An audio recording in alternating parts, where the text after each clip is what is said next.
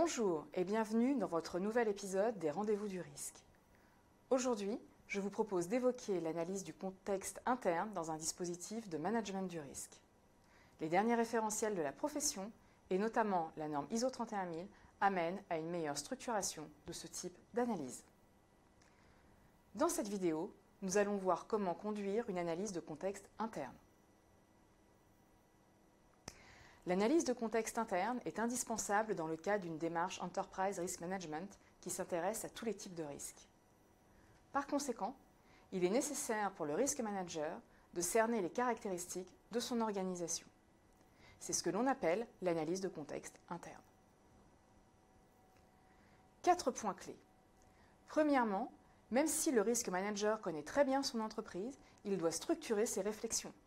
Cela facilitera leur partage et améliore la prise de recul.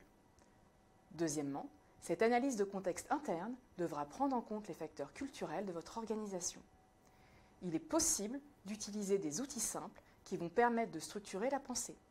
Nous allons notamment dans cette vidéo présenter l'analyse du business model.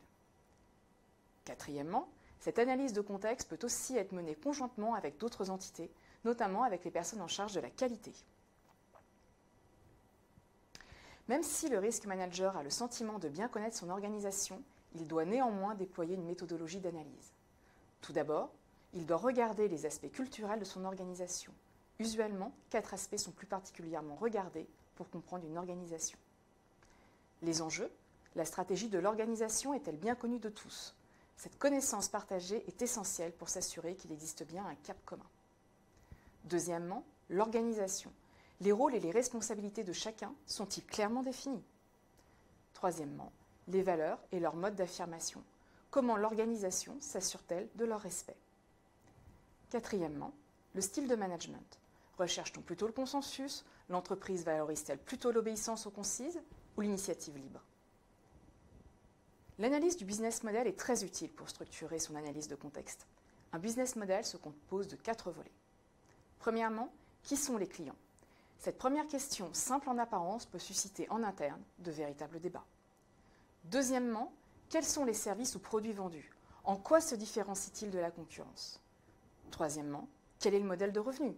Comment sommes-nous rémunérés pour la vente de ces produits-services?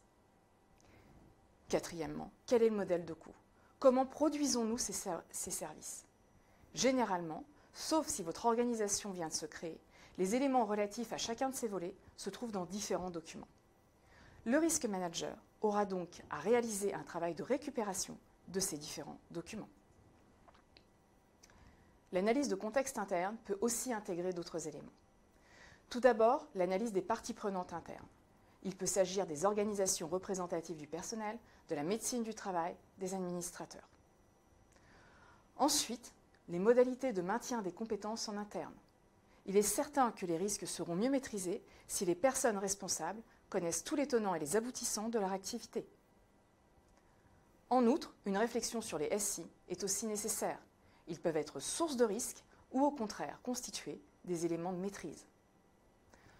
Enfin, l'analyse des interdépendances en interne peut aussi apporter des éclairages intéressants.